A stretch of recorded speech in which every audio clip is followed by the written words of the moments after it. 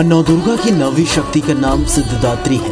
ये सभी प्रकार की सिद्धियों को देने वाली है। मार्कंडेय पुराण के अनुसार अणिमा, महिमा, गरिमा, लघिमा, प्राप्ति, प्राकाम्य, ईश्वरित्व और वाशित्व ये 8 सिद्धियां होती है। मां सिद्धिदात्री भक्तों और साधकों को ये सभी सिद्धियां प्रदान करने में समर्थ है। नौ दुर्गाओं में मां सिद्धिदात्री अंतिम है। सिद्धिदात्री मां की उपासना से भक्तों की मनोकामनाएं पूर्ण हो जाती हैं। देवी पुराण के अनुसार भगवान शिव ने इनकी कृपा से ही इन सिद्धियों को प्राप्त किया था। इनकी अनुकंपा से ही भगवान शिव का आधा शरीर देवी का हुआ था। इसी कारण वे लोक में अर्धनारीश्वर नाम से प्रसिद्ध हुए। मां सिद्धिदात्री 4 भुजाओं वाली है। इनका वाहन सिंह है। ये कमल पुष्प पर भी आसीन होती है। इन सिद्धिदात्री मां की उपासना पूर्ण कर लेने के बाद भक्तों और साधकों की लौकिक परलौकिक सभी प्रकार की मनोकामनाओं की पूर्ति हो जाती है।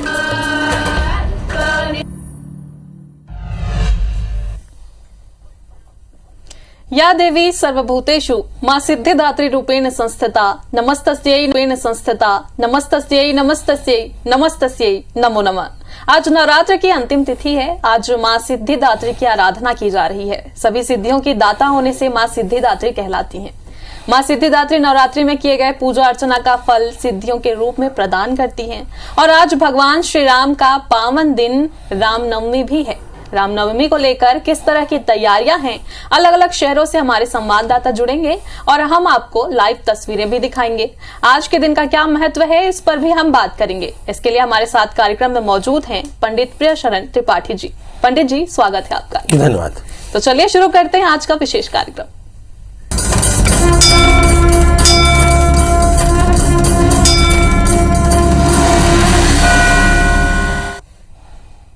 तो पंडित जी, सबसे पहले जानना चाहेंगे कि चैत्र नवरात्र का 9वां दिन है आज और साथ ही रामनवमी भी है। तो ऐसे में आज के दिन का क्या महत्व है और साथ ही आज के पंचांग के बारे में जी चलिए, तो सबसे पहले पंचांग की चर्चा कर लें। आज शुभ संवत 2080 शक 1945 सूर्य उत्तरायण का चैत्र महीने के शुक्ल पक्ष की नौमी तिथि है और दिन गुरुवार। नौमी रात्रि को 11:31 तक पुनर्वसु नक्षत्र होंगे। रात्रि को 10:48 तक। आज चंद्रमा मिथुन राशि में होंगे। आज का राहु काल 1:40 से 3:12 तक होगा। तो ये तो था पंचांग। और अब बात करते हैं माता सिद्धिदात्री की। कहते हैं सभी प्रकार की सिद्धियों को देने वाली माता का नाम सिद्धिदात्री।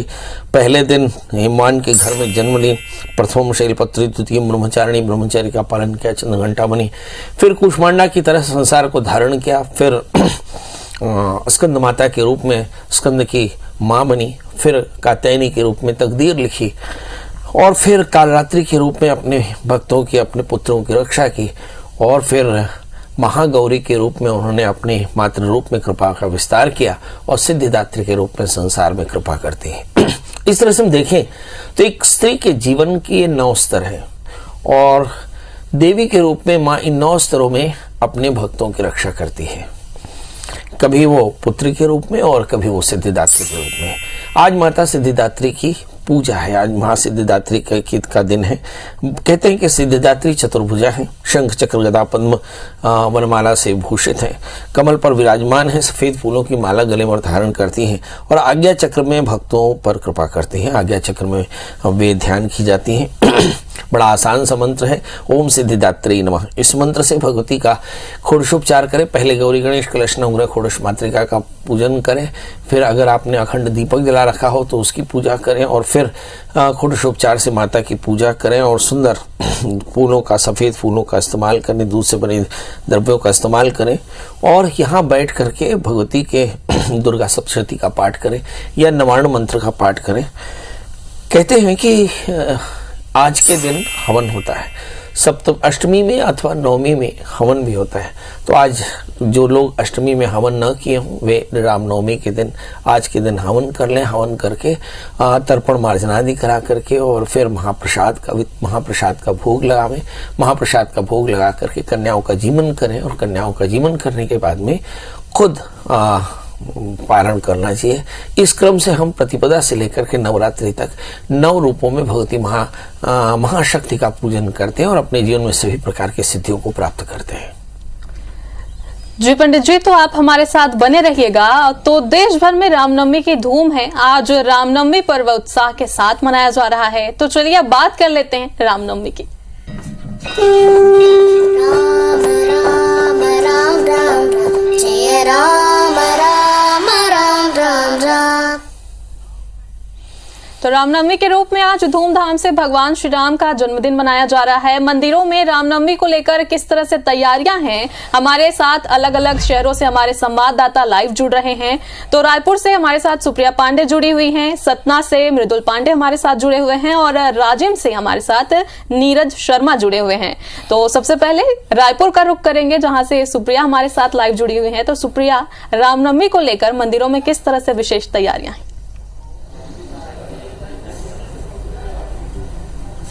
बिल्कुल, देखिए आज रामनवमी है और आज के दिन भगवान राम का जन्म हुआ था। आज हम रायपुर के दूधाधारी मठ में मौजूद हैं और यहाँ पर आपको तैयारियां दिखाएंगे। आप देखेंगे कि भव्य रूप से तैयारियां की जा रही है और भगवान राम का आज स्वर्ण श्रृंगार किया जा रहा है। भगवान राम के दर्शन आम जनता को 12 बजे होंगे, क्योंकि भगवान राम का जो जन्म है वो दोपहर के 12 बजे हुआ था। मठ के इतिहास की क्या मान्यता है, इसे लेकर हमारे साथ मठ के महंत जुड़े हुए हैं। महंत जी, इस मठ का इतिहास क्या है? श्री दूधाधारी मठ को श्री स्वामी बलभद्रदास जी महाराज, जो दूधाधारी मठ के आदि महंत हुए हैं, आदि आचार्य हुए हैं, उन्होंने इसकी स्थापना करवाया था भोसले राजा के द्वारा। और यह ऐसा माना जाए 1610 संवत की बात है। अभी 2080 चल रहा है, तो उस समय इसकी स्थापना हुई। श्री स्वामी दूधाधारी महाराज एक नाम, जैसे आपका हमारा नाम है, वैसे उनका नाम श्री स्वामी बलभद्रदास जी महाराज रहा। और वो अपने जीवन भर केवल दूध के ही आहार किए, दाल चावल फ्रूट कुछ भी नहीं खाए, दूध पी करके रहते थे, इसलिए उन्हें दूधा आहारी कहा जाता रहा। धीरे धीरे समय के साथ साथ लोगों को जो बोलने सहज लगने लगा, तो ऐसे बोलने लगे तो वो दूधाधारी कहने लग गए। तो वो दूधाधारी मठ के नाम से यह प्रसिद्ध है। रहने के लिए भगवान बालाजी का, रघुनाथ जी का, शंकर हनुमान जी का, नरसिंह भगवान का मंदिर है, लेकिन दूधाधारी मठ के नाम से जाना जाता है। जब से दूधाधारी मठ की स्थापना हुई है, तब से श्री रामनवमी का, भगवान राघवेंद्र का जन्मोत्सव हम लोग विशेष रूप से मनाते हैं। और आज के दिन अभी प्रातःकालीन श्रृंगार आरती हुआ है, उसके बाद फिर जन्मोत्सव की तैयारी में हमारे पुजारी गण सब लग गए हैं। और ठीक 12 बजे भगवान का जन्मोत्सव आरती होगा, तो उसमें भगवान का स्वर्ण श्रृंगार पूरा लोग दर्शन करेंगे, जो भी भक्तगण आएंगे। और यह बहुत ही दुर्लभ श्रृंगार है और साल में केवल 3 बार ही यह स्वर्ण श्रृंगार करने की परंपरा परिपाटी है।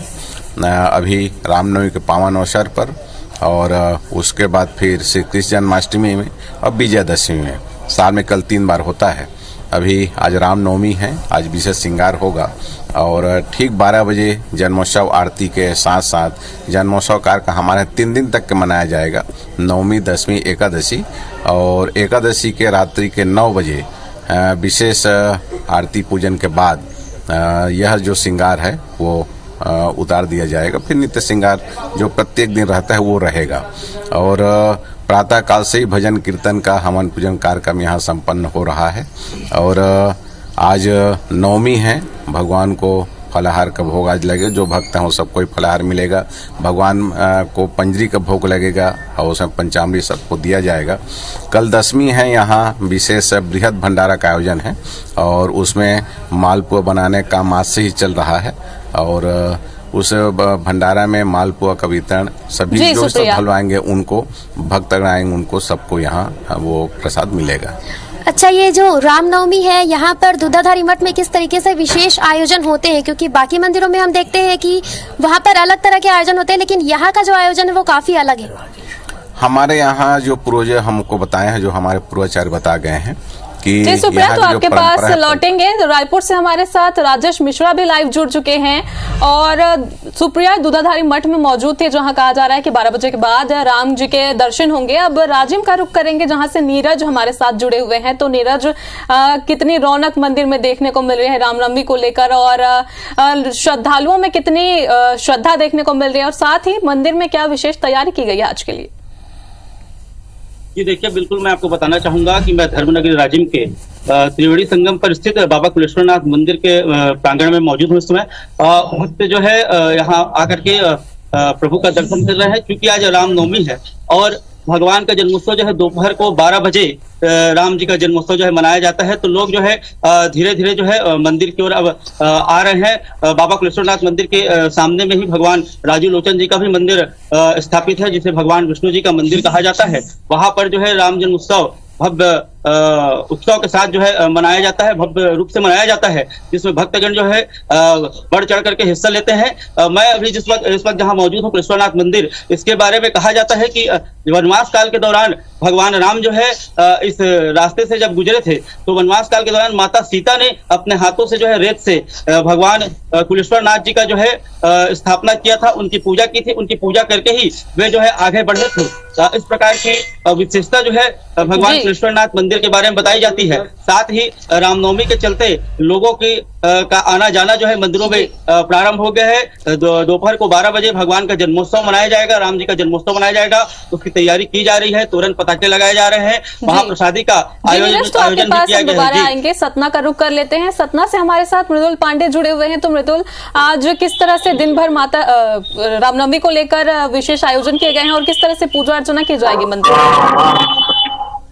देखिए, मैं सतना के चित्रकूट में मौजूद हूँ और यहाँ का अगर देखा जाए तो रामनवमी चूंकि प्रभु श्री राम का आज के दिन जन्म हुआ था और चित्रकूट प्रभु श्री राम की तपोभूमि है। यहाँ वनवास काल का जो 14 वर्ष का वनवास था प्रभु श्री राम का, उसकी 11.5 वर्ष इन्होंने यहीं बिताया था। इसलिए इस स्थान का विशेष महत्व है। यहाँ मां मंदाकिनी में डुबकी लगाने का जो भक्त आते हैं वो डुबकी लगाते हैं और कामदगिरि पर्वत की परिक्रमा लगाते हैं। धार्मिक मानता है कि ऐसा करने पर जो भक्तों के तमाम तरह के कष्ट हैं और उनकी मनोकामना है वो पूर्ण होती है। इस पर्व को बड़े ही धूमधाम से चित्रकूट में मनाया जाता है। आज शाम चित्रकूट में पूरे चित्रकूट को 11.5 लाख दियों से सजाया जाएगा। ये हालांकि हर वर्ष होता है, इस वर्ष 11 लाख दिए जलाने का संकल्प दिया गया है। ये पूरा जनभागीदारी से किया जाता है। चित्रकूट की आम जनता भी इसमें इन्वॉल्व होती है और देखा जाए तो इस पर्व में दूर दूर से लोग चित्रकूट आते हैं। मठ मंदिरों को बड़े ही धूमधाम से मठ मंदिरों में इस पर्व को मनाया जाता है और इस साज सज्जा की जाती है, खुशबू से उस मंदिरों को सजाया जाता है और इस रामनवमी के पर्व को मनाया जाता है। जी, तो चलिए अब रायपुर का एक बार और रुख कर लेते हैं, जहां से राजेश मिश्रा हमारे साथ जुड़े हुए हैं। तो राजेश, आप कौन से मंदिर में अभी मौजूद हैं और कितनी रौनक है और श्री राम के दर्शन कब तक हो जाएंगे?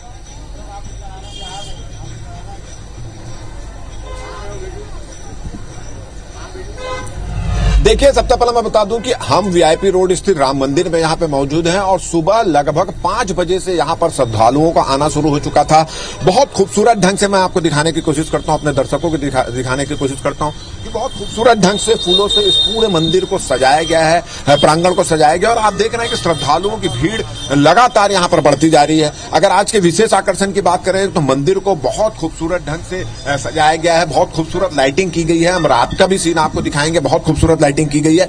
और ये मंदिर की विशेषता ये है कि साल भर इस मंदिर में भीड़ रहती है और चूंकि आज रामनवमी है, राम जन्मोत्सव यहाँ पर मनाया जाएगा, तो यहाँ पर आप देख रहे हैं कि ज्यादा जोश श्रद्धालुओं में देखा जा रहा है। अगर आज के दिन भर के कार्यक्रम की बात करें तो दोपहर को लगभग 12 बजे यहाँ पे राम जन्मोत्सव मनाया जाएगा। इसके अलावा अगर हम बात करें तो महाअभिषेक 12:30 बजे है, महाआरती 7 बजे है और 7 बजे जब महाआरती होगी उस दौरान विशेष आतिशबाजी भी यहाँ पर की जाएगी और 7 बजे के बाद सुप्रसिद्ध जो गायिका है, भजन गायिका मैथिली ठाकुर, उसका यहाँ पे कार्यक्रम होगा। तो आज दिन भर का कार्यक्रम है और लगातार आरती भी चल रही है। विशेष रूप से श्रृंगार भी यहाँ पर मंदिर के अंदर पे किया गया है और पूरे मंदिर प्रांगण को बहुत खूबसूरत ढंग से सजाया गया है। तो काफी उत्साह यहाँ पर लोगों को देखने को मिल रहा है। हम आपको दिखाने की भी कोशिश करते हैं कि लोग पूजा पाठ के साथ, बड़े श्रद्धा के साथ यहाँ पर आ रहे हैं, सेल्फी भी खिंचा रहे हैं क्योंकि बहुत खूबसूरत ढंग से इसको सजाया गया है। तो पूरी श्रद्धा भक्ति के साथ यहाँ पर लोग पहुंच रहे हैं, पूजा अर्चना कर रहे हैं, भगवान राम से अपने परिवार, अपने देश, अपने प्रदेश की सुखसाली की कामना भी कर रहे हैं और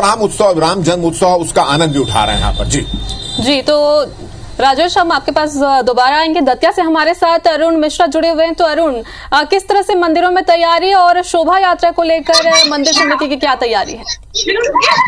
इस समय हम मौजूद है मध्य प्रदेश के ओरछा धाम में।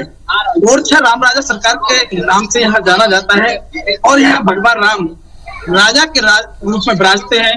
आज भी भगवान को बाकायदा जो आरती है, आरती के समय पे सशक्त सलामी दी जाती है और यहाँ भगवान राम राजा के रूप में ओरछा में रहते हैं इन्हें रामलला के रूप में भी लोग जानते हैं। आज हम ओरछा धाम में मौजूद हैं। यहाँ आज जन्म महोत्सव का जो आनंद है वो यहाँ के जो श्रद्धालु हैं वो आ रहे हैं और जन्म महोत्सव का, भगवान के जन्म का आनंद प्राप्त करेंगे। जी, तो आप सभी का बहुत बहुत शुक्रिया कि आप सभी ने हमें जानकारी दी मंदिरों को लेकर। पंडित जी, आज रामनवमी है और आज के दिन क्या करें, क्या ना करें, क्या उनसे सावधानी बरतें, श्री राम की कैसे पूजा करें, बताइएगा, और साथ ही राशिफल भी। देखिए, हमारे यहाँ होते नित्य रमनते इति राम, जो परमात्मा सब जगह वास करते हैं उनका नाम राम है, जो सबका कल्याण करते हैं वे राम हैं। आज राम का जन्मोत्सव है। इसका मतलब ये हुआ कि राम आपके हृदय में प्रकट होने चाहिए और आपके अंतःकरण में राम की तरह की धारणा होनी चाहिए। यही राम जन्मोत्सव का मूल मतलब होता है कि जब भी हम उत्सव मनाते हैं तो उसी तरह से कि रामवत रहे, रामवत बन सके, इसके लिए। तो आज जल्दी से उठ करके भगवान स्नान करके भगवान सूर्य को अर्घ्य दे करके और उस परिवार सहित नीलाम मुझ श्यामल कोमलांगम सीता समारोपित वाम भागम पाणौर महासायक चारु चापम नमामि रामम रघुवंशनाथम, ऐसे भगवान राम जो नीले कोमल कमल के पत्ते की तरह हैं, जिनके हाथ में शारंग पाणी धनुष है, ऐसे सुंदर राम का दर्शन करें सीता सहित, उनका षोडशोपचार से पूजन करें। आज रामायण का पाठ करें। आप वाल्मीकि रामायण का पाठ कर सकते हैं, आप तुलसीदास के रामायण का पाठ कर सकते हैं और कोशिश करें कि रात्रि जागरण करके और भगवान के अखंड रामायण का पाठ करना चाहिए। और यहाँ पर याचकों को भोजन करावें, ब्राह्मणों को, आचार्यों को खूब सारी दक्षिणा दें, देवताओं की पूजन का और सभी पितरों का अक्षय तर्पण करें तो कल्याण होता है।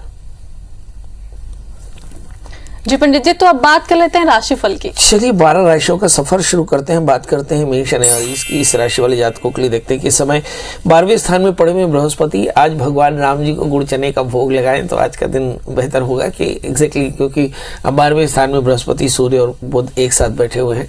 यहाँ पर देखिए कि 11वें स्थान में शनि। सबसे अच्छी बात यह है कि मेष राशि वाले जातकों के लिए कमाई के कुछ नए संसाधन खुलते हैं। लग्न में शुक्र है, बेवजह का क्रोध ठीक नहीं। तीसरे स्थान में मंगल चंद्रमा है, आतुरता ठीक नहीं, मगर आपकी आर्थिक जो नीतियां हैं वे बड़ी जबरदस्त तरीके से सफल होने वाली हैं। बात कर लेते हैं दोस्तों वृषभ राशि की। आकस्मिक हानि की संभावना है क्योंकि 12वें स्थान में राहु के साथ में शुक्र है और थोड़ी बहुत नींद की परेशानी हो सकती है, हेल्थ के थोड़े से इश्यूज हो सकते हैं। तो थोड़ा वर्कआउट कर लें इस समय। अगर हम दशम स्थान में शनि को देखें तो सरकार से संबंधित जो प्रकरण है उनमें आपको काफी सफलता मिलेगी। 11वें स्थान में बृहस्पति, आज आय का रास्ता बढ़िया रहेगा, बहुत सारे आय के रास्ते खुल सकेंगे। दूसरे स्थान में मंगल चंद्रमा, संपत्ति के योग दिखाई पड़ते हैं। छठे स्थान में केतु है, यात्राएं हो सकती है, कुछ लोगों की यात्राओं में सावधान रहना चाहिए। करें क्या, क्योंकि 12वें स्थान में राहु है, इसलिए आप काले तिल काले उड़द का दान करें और भगवान राम और भगवती महामाया की कृपा पाने के लिए नवार्ण मंत्र का जप और राम जी के मंत्र का जप करें तो कल्याण होगा। बात कर लेते हैं मिथुन राशि की, जिसके लग्न में मंगल के साथ में चंद्रमा ये महालक्ष्मी योग बनाता है। तो 12 राशियों में सबसे ज्यादा सफल राशि होने वाली है मिथुन राशि। इसमें सभी प्रकार के आरोग्य, सभी प्रकार के लाभ के योग है। इन आरोग्यता और इस योग को बेहतर बनाने के लिए आपको चाहिए कि आप आज महालक्ष्मी की प्रियता के लिए नवार्ण मंत्र का जप करें, ओम ह्रीं महालक्ष्मी नमः इस मंत्र का जप करें और साथ में कमल के फूल माता को अर्पित करें तो कल्याण होगा। बात कर लेते हैं दोस्तों कर्क राशि की। इस राशि में हम देखते हैं कि दशम स्थान में राहु के साथ में शुक्र और अष्टम स्थान में शनि है। तो लाइफ पार्टनर की सेहत का एकदम ध्यान रखना होगा और उसकी अच्छी सेहत के लिए शनि के प्रियता के लिए काले तिल काले उड़द का दान करें, शनिश्चर मंत्र का जप करें तो कल्याण होगा। अदरवाइज 12वें स्थान में मंगल के साथ में चंद्रमा है जो संतान की चिंता भी देते हैं और साथ में हेल्थ के इश्यूज भी दे सकते हैं।